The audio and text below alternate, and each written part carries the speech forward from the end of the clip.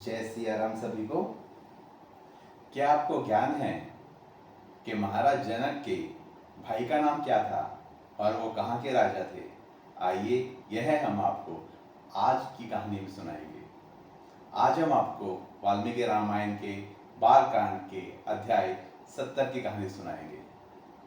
तो जैसा आपको पता है कि महाराज दशरथ मिथिला नगरी पहुंच गए हैं और उन्हें विश्राम करने के लिए बोला गया है कि अगले दिन उठकर राम जी का और माता सीता का विवाह करवाएंगे। तो अगले दिन महाराज जनक सुबह उठकर महाराज दशरथ के पास जाते हैं और उनका आदर सत्कार करके उनसे ये आग्रह करते हैं कि मेरे छोटे भाई हैं कुशध्वज, जो कि सनकस्य नाम के राज्य के राजा हैं, जो कि इक्ष्मती नाम की नदी के किनारे है और वो राज्य बहुत ही सक्षम है, इतना सक्षम जैसे कि महाराज कुबेर का पुष्पक विमान हो। और मेरा ये आग्रह है कि क्योंकि मेरा भाई भी मेरे यज्ञ में शामिल है तो उसे भी इस विवाह में शामिल होना चाहिए। यह सुनकर महाराज दशरथ कहते हैं कि उन्हें इससे कोई भी आपत्ति नहीं है।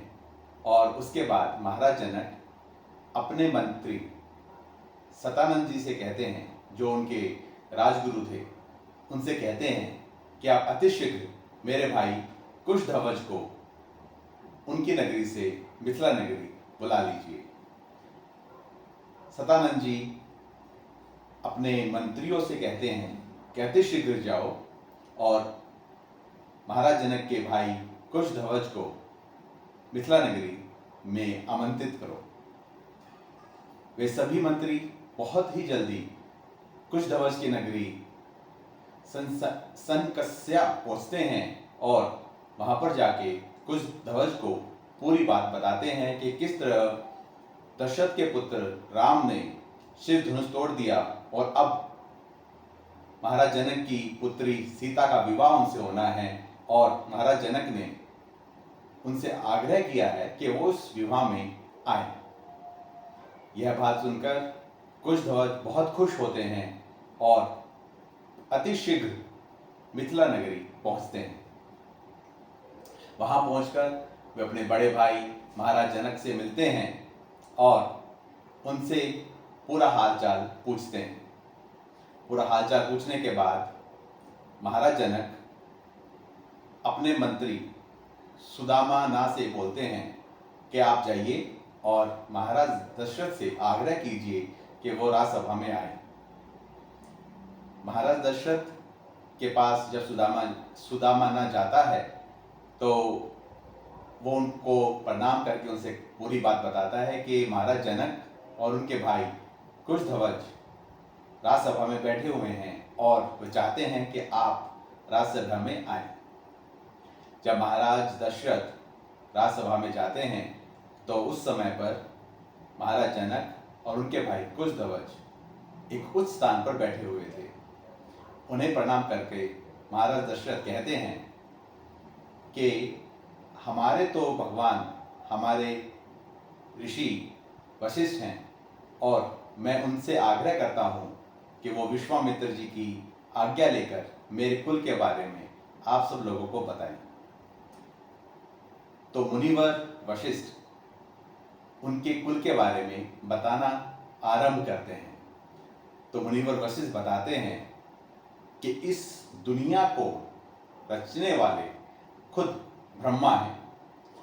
ब्रह्मा के पुत्र हुए मारीच, मारीच के पुत्र हुए कश्यप, कश्यप के पुत्र हुए विश्वान, विवासवान, विवासवान के पुत्र हुए मनु, मनु जो इस पृथ्वी पर पहले प्रजापति थे।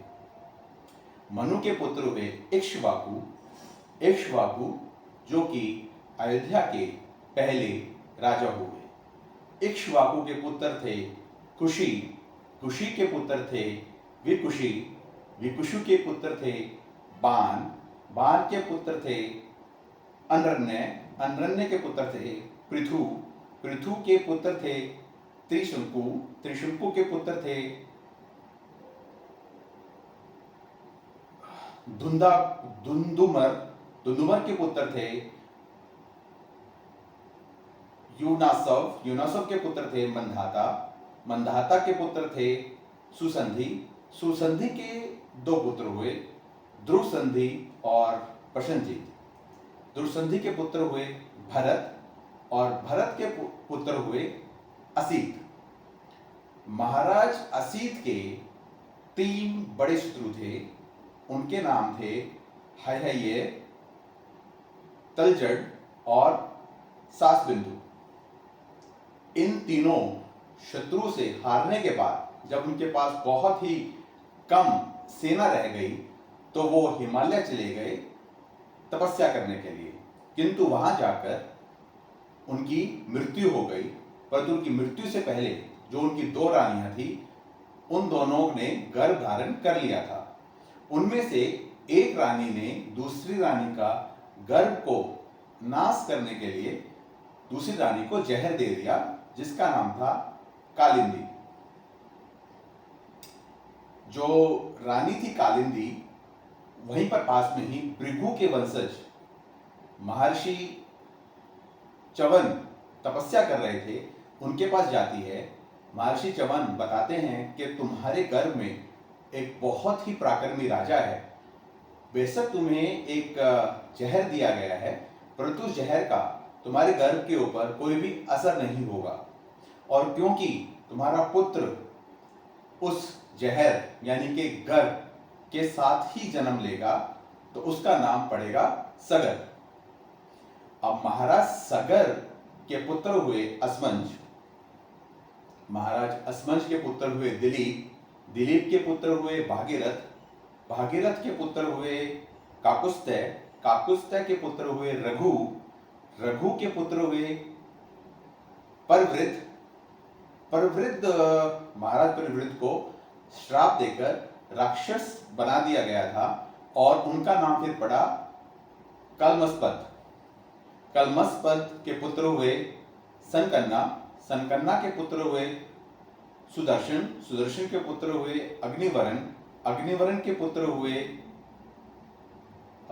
सिगाड़ा, सिगाड़ा के पुत्र हुए मरु, मरु के पुत्र हुए प्रशुशुक्रा, प्रशुशुक्रा के पुत्र हुए अम्बरीश, अम्बरीश के पुत्र हुए नभूषा, नभूषा के पुत्र हुए ययति, ययति के पुत्र हुए नाभश, नाभग, नाभग, नाभग के पुत्र हुए अज, और अज के पुत्र हुए महाराज दशरथ, जो कि राम जी के पिता हैं।